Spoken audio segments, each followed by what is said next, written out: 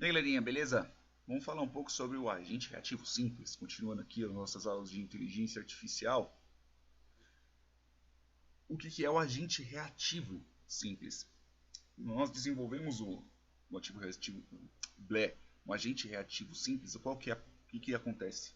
Ele somente reage a partir da percepção atual dele. É lógico, você tem que ter feito uma programação prévia dele, tem que ter colocado algumas funções prévias dele, que a partir de uma determinada percepção, a partir de uma determinada instrução que ele receba, instrução externa que eu digo, através de sensores, atuadores não, desculpa, através de sensores, sendo que os sensores deles podem ser físicos ou lógicos, não precisa ser exatamente um robô, como eu já disse, ele vai executar uma determinada ação, algo que você já tenha feito para ele, algo que você já tenha programado para ele fazer. Por exemplo, se esse daqui, o nosso agente, esse super carro, essa Ferrari aqui desenhada pela NASA, ela tivesse a função dela que o quê?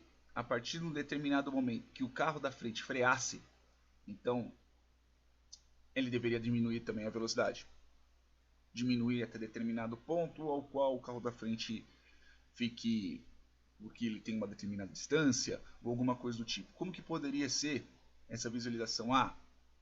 Poderia ser através de uma câmera que visualizasse a lanterna vermelha. Poderia ser através de um laser, por exemplo, que ele verificasse qualquer distância, certo? Ele verificasse qualquer distância que está o carro, uma distância X, por exemplo, ele poderia verificar. O aspirador de pó, o famoso exemplo do aspirador de pó, ele somente reage em cima da situação atual da sala. Se a sala estiver limpa, ele vai para outro lugar, ele só verifica isso, ele verifica. Tem sujeira? Tem, ele limpa. Não tem sujeira, muda para outra sala. E assim sucessivamente. Ou também, um bom exemplo de um agente reativo simples, é você quando você está com aquela baita boa vontade e sua mãe manda comprar alguma coisa no mercado. Fala assim, vai comprar pão, sei lá, vai comprar pão francês. Aí você chega lá, não tem pão francês, você volta. Aí você toma aquela bronca. Pô, menino, você podia ter pelo menos comprado pão de forma. Você podia ter comprado outro tipo de pão. Veja que o agente reativo simples, ele só verifica em cima daquela percepção. A percepção atual foi, por exemplo, aqui para o agente menino. Qual que era a função dele? Ir comprar pão. Pão francês. Essa foi a função de ter recebido isso. Não tinha pão francês, voltou sem nada. Mas você poderia ter comprado outro tipo de pão. Eu não estou programado para isso. Eu não fui instruído para isso. Veja, esse é o grande problema do agente reativo simples. Além da vantagem dele ser bem simples, como já diz o próprio nome, simples inclusive para programar, como eu vou mostrar para vocês. A grande dificuldade, o grande problema dele é o que? É que se porventura mudar qualquer coisa, além de não obter o histórico das coisas para ele poder criar uma determinada ação, ele pode bugar, por exemplo. Como assim?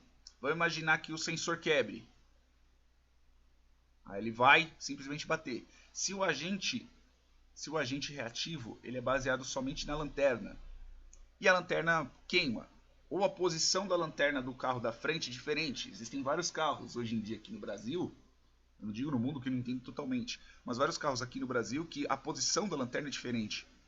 Alguns são com aquela lâmpada antiga, outros agora são de LED. Por exemplo, tem muitos ônibus aí que as lanternas traseiras são de LED.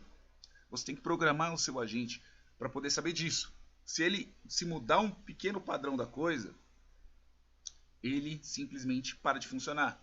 O nosso agente, o bendito do aspirador de pó, se porventura ele verificasse, né, ele passa lá o sensorzinho dele lá para saber se tá tudo limpo ou não. Se porventura esse sensor quebrasse, a única ação que ele somente ter é limpar e não limpar.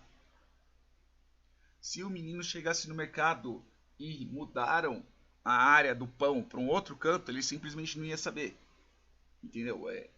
A vantagem do agente reativo simples é que ele faz uma ação simples, ele é simples de programar, mas o grande problema dele é que ele não é tão inteligente assim. Inteligente no sentido de se adaptar a situações diferentes. Beleza?